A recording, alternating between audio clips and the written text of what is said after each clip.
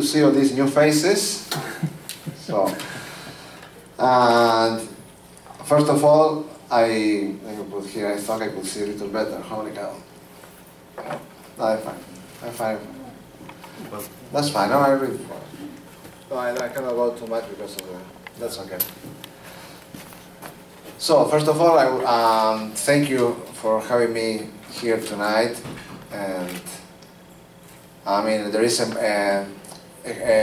a movie, Amadeus is a movie by Mozart. And really, I don't need for half an hour, I don't need to turn off the lights, so, or 20 minutes, let's say. So you don't need to stay there, but thanks. I'll tell you. So in the Amadeus movie, in a certain moment, Mozart says, I must be a very vulgar person, but my music is great. So I am not Mozart, but I do hope that I can disappear and let the music come in here. So this is an hour-long work, as Rita just said, and it was composed for the 150th anniversary of the Church of St. John the Evangelist in Rochester, Minnesota. I also want to congratulate and thank Crossroads for inviting me and for hosting a presentation on newly composed music, and in particular sacred music. That has, the sacred music has this aim of being transparent, of letting the mystery of love show through music.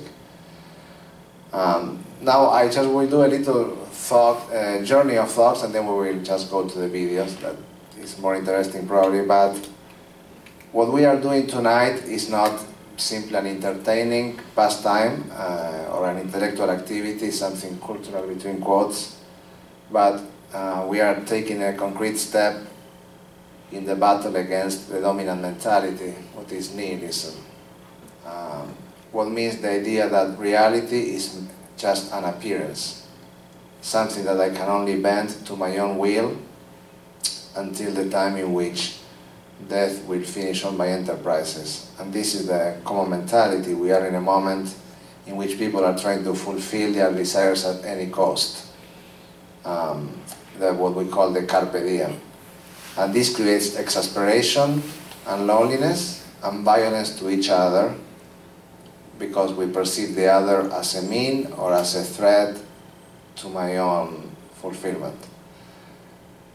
And many of those who are full of opportunities, like it happens here in our country, so that have opportunities that 95% of the world cannot even dream of, are maybe many times depressed and full of dissatisfaction, wandering around trying to find some meaning. So this is the culture in which we live. There is not even the energy of pursuing sometimes happiness. The crudest example that I was thinking about this is what happened 9/11 a few blocks from here, because terrorists disguised as religious people who rejoice only in the destruction of themselves and the others, they are exactly this face of nihilism. And it is not a chance that those people do not listen to music. As you know, I mean, in the fanatic extremist territories like ISIS, music is forbidden. And they do not appreciate art, as you know, when you see all the destruction that it have caused. And the reason that they don't appreciate beauty, other beauty of music, beauty of the woman, etc., that they degrade beauty, is because beauty could convert them, could make them perceive something or someone beautiful in the depths of reality. That is the opposite of nihilism. As the famous Soviet leader said, Vladimir Lenin, he knew that music was dangerous to this culture of nihilism. There is a quote by a friend of his. Sorry, I need to turn this on. It is on. Huh. There it is. Well, guess that what ran out of battery. No, I have more battery here. Didn't know it would run out of battery at this instant. Let me it worked before. What size has it got from? We have it here. Oh, okay. We are prepared. We just weren't prepared to have it right at the moment. Can't believe it, I gave it to him this morning. Yeah, we had a million clicks before and it don't work fine. This one click is not doing it.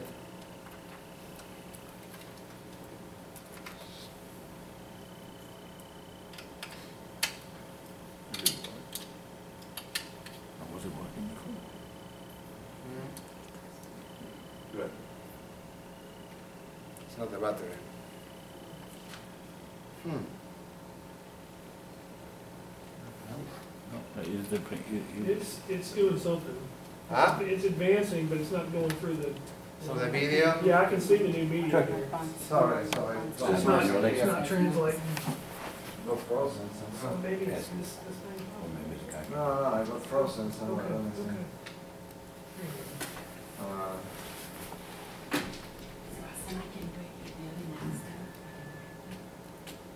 Probably. Let me try once more. Another one. Technology at the 40%. La tecnologia è di forte sempre. There you go. La tecnologia ti fotte sempre. Now I need to do that. Sempre. So someone was telling me that this is Windows 7 and they were complaining that Windows 7 works still fine. So, oh no.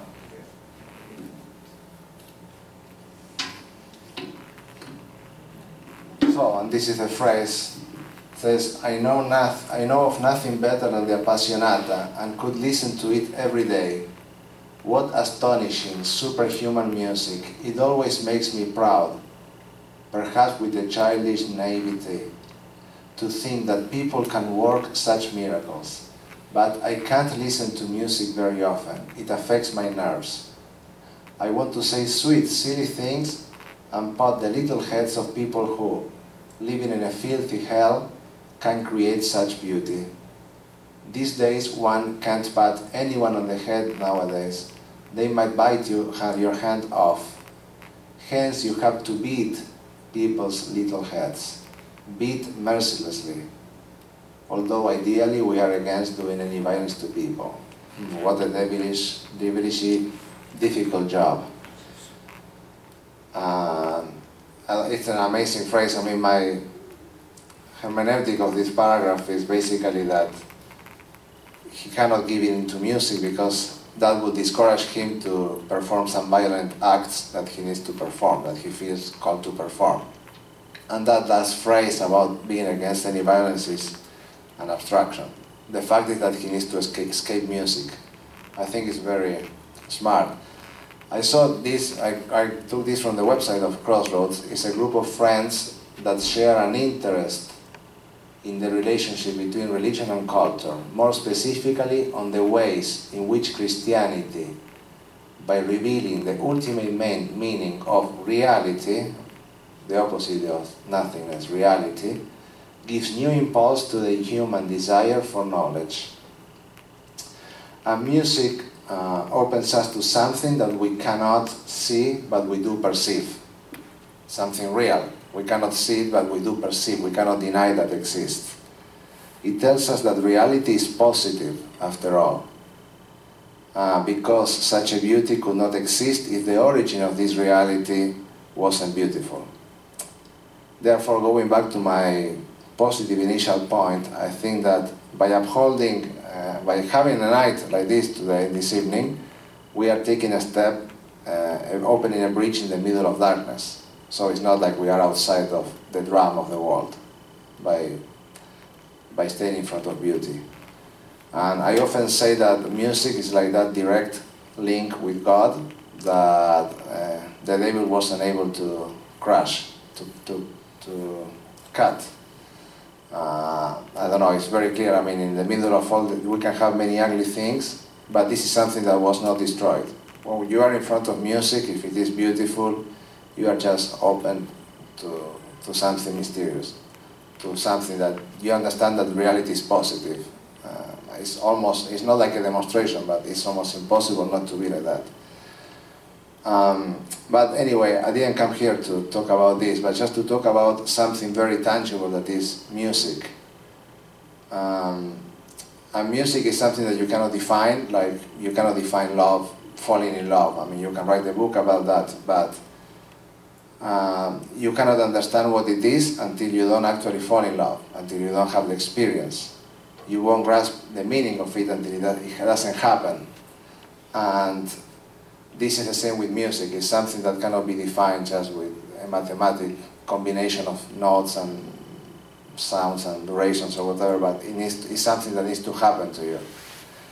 So the same happens with music as it happens with falling in love. And I want to make 2 points: that reason without music doesn't get you anywhere. It is an abstraction. It's like the paper about love. It doesn't get you anywhere. You cannot grasp the experience of being, of the fact that we are. Without music, reason cannot grasp the ultimate meaning of reality, the nature of the mystery of being. At the same time, beauty without reason becomes sentimentalism. A friend of mine from Albania told me that their dictator in the times of the communism, he lived, of course, he had a beautiful house in the best spot in the Mediterranean Sea. So that was beautiful. He was in front of great beauty. But it was sentimentalism, because he's enjoying a beauty that is emptied of that vibration of being, of the being, of the mystery, of what it is, what there is in reality. Because if he vibrated in front of that beauty, if he recognized that there was something so good behind reality, or someone so good behind reality, he would probably not have been able to commit the atrocities he did during his regime. So it is a beauty that is without reason. And so it's also an experience that is cut in half. And now, if you forgive me, I want to read something and then we'll go to some music. But I think that one person that understood this inner participation of music within the logos, the origin of reality, the mystery of reality, was Tolkien, a writer that I love. For him, music is the first communication of being to us, and therefore is the reverberation of being to us. He starts with music. And so I will read a little passage that is just perfect like a symphony. And it is not, some people who read Tolkien think this is like an analogy from the Bible. I do not agree. He doesn't take any Bible. He really looks at reality. And he's living an experience in front of reality that makes him say this kind of thing. This is from a book, Silmarillion it's called. So, do you have a little patience for this? Sure. Okay. If you fall asleep, raise your hand because it's a little long, but it's beautiful. There was Eru, the one, who in Arda is called Ilúvatar, and he made first the Ainur, the holy ones, that were the offspring of his thought, the Logos, no? They were with him before aught else was made. And he spoke to them, propounding to them themes of music. And they sang before him, and he was glad. But for a long while they sang only each alone, or but few together, while the rest hearkened. For each comprehended only that part of the mind of Ilúvatar, the being, from which he came, and in the understanding of their brethren they grew but slowly. Yet ever as they listened, they came to deeper understanding and increased in unison and harmony. And it came to pass that Ilúvatar called together all the Ainur and declared to them a mighty theme, unfolding to them things greater and more wonderful than he had yet revealed. And the glory of its beginning and the splendor of its end amazed the Ainur, so that they bowed before Ilúvatar and were silent. So in front of this beauty they are silent. Then Ilúvatar said to them, of the theme that I have declared to you, I will now that ye make in harmony together a great music. And since I have kindled you with a flame imperishable, ye shall show forth your powers in adorning this theme, each with his own thoughts and devices, if he will.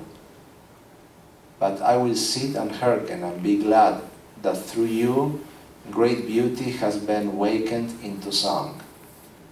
Just incredible. Then the voices of the Ainur, like unto harps and lutes and pipes and trumpets and viols and organs, and like unto countless choirs singing with words, began to fashion the theme of Iluvatar to a great music.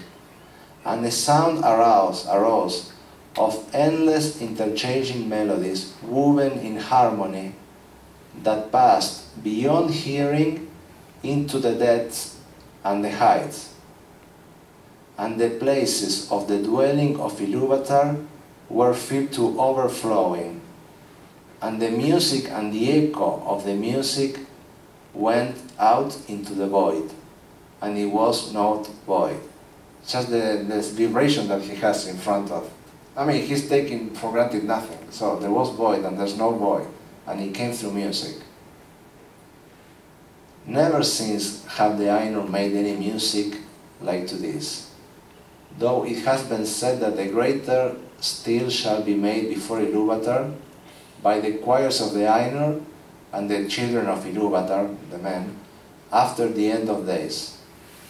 Then the themes of Iluvatar shall be played aright, and take being into the moments of their utterance, for all shall then understand fully his intent in their part. And each shall know the comprehension of each, and Iluvatar shall give to their thoughts the secret fire, being well pleased.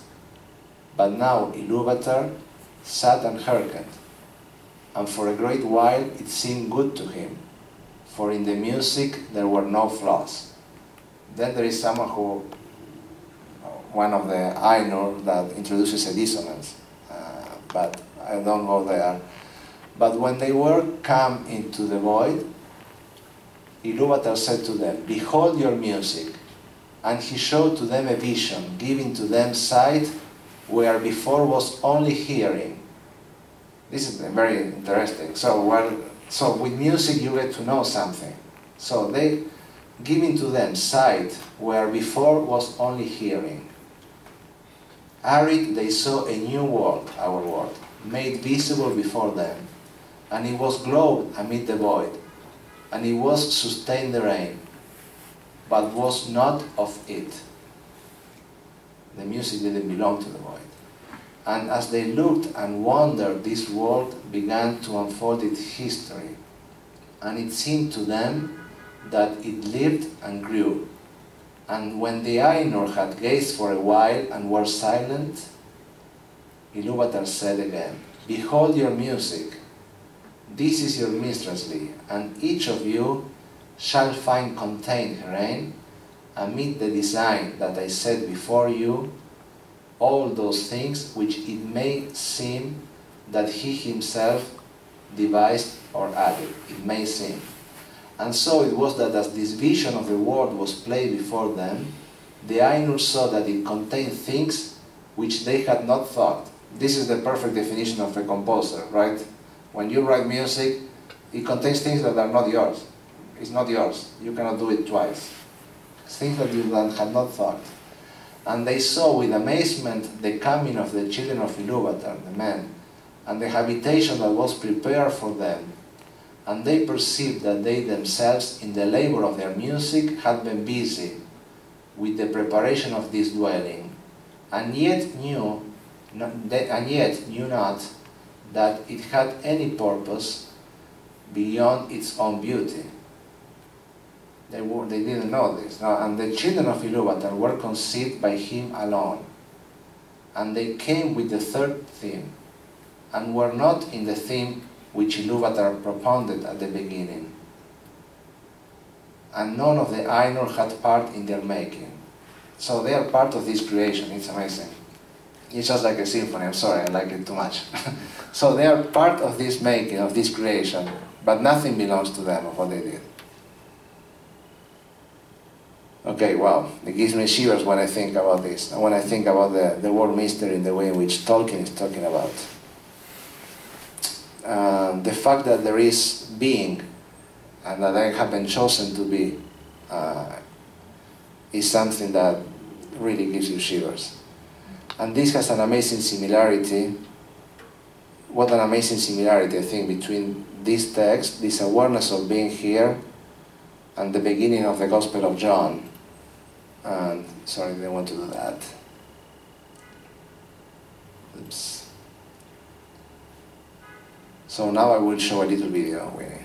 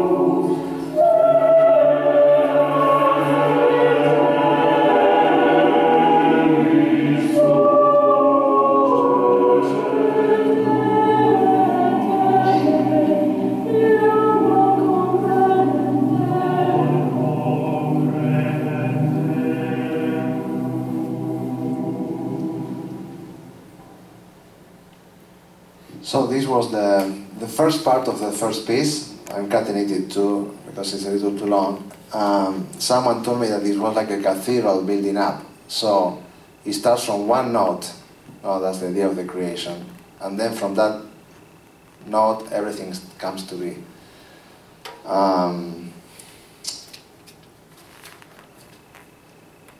So this was the way in which I started to start from the minimum. And you see there is at the end of that first part of the text of the first chapter of the Gospel of St. John, there is this darkness pushing back.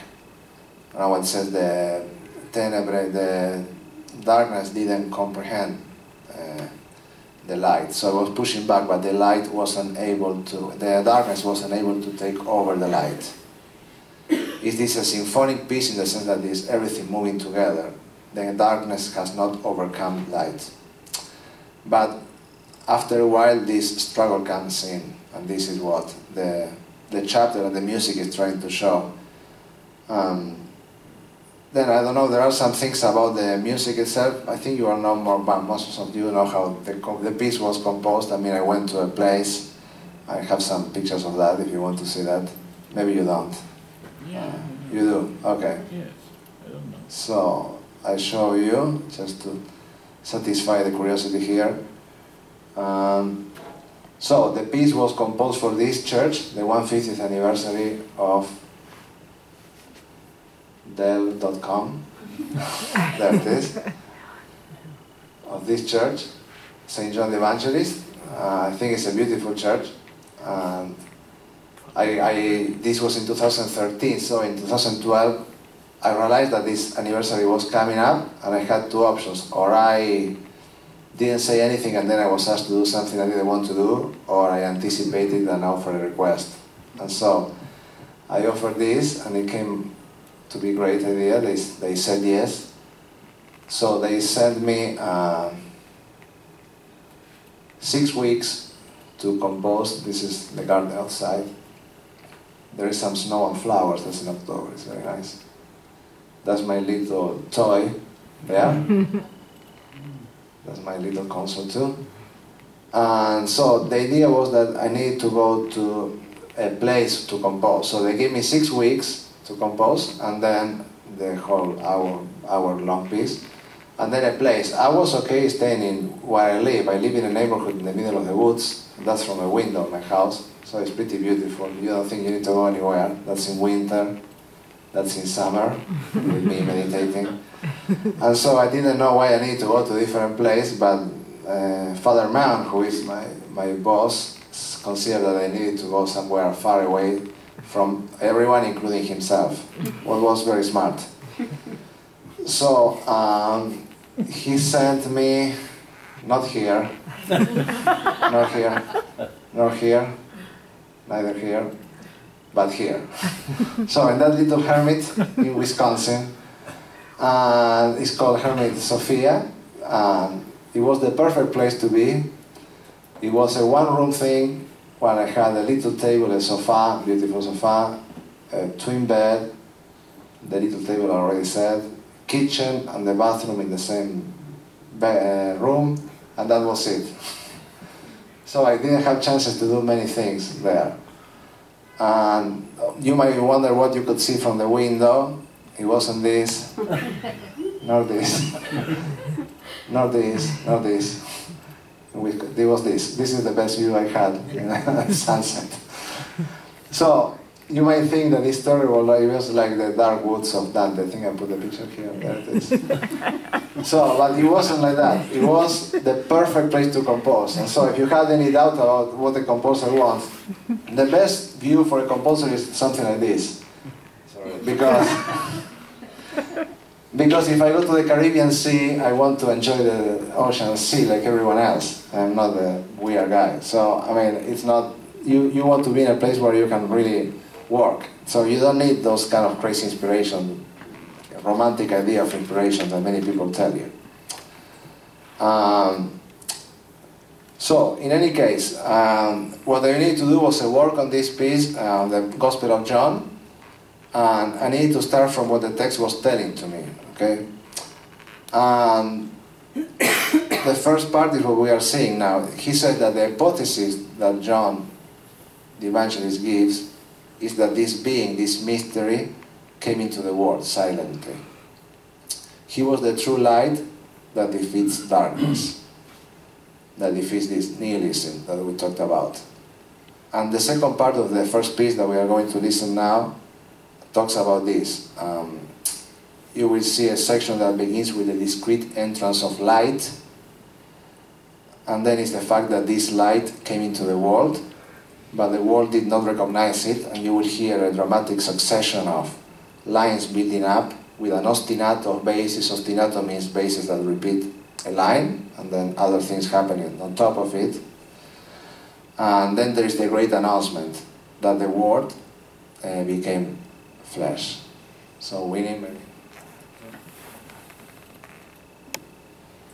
How do I get